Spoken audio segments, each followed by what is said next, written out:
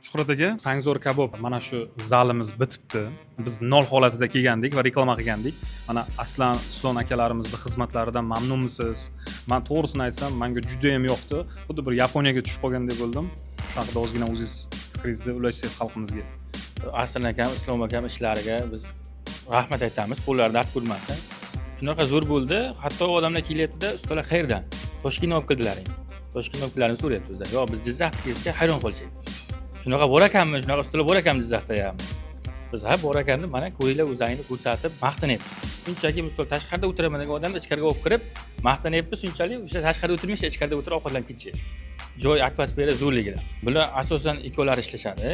Sal misol uchun vaqti sal cho'zilishi mumkin, lekin o'shanga yarasha sifati ham bo'ladi.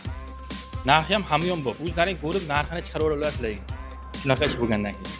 Sizlarga ham xuddi mana shunaqa ko'rinishga keltirmoqchi bo'lsanglar, ushbu raqamlarga bog'lanib, xizmatlaridan foydalanishingiz mumkin.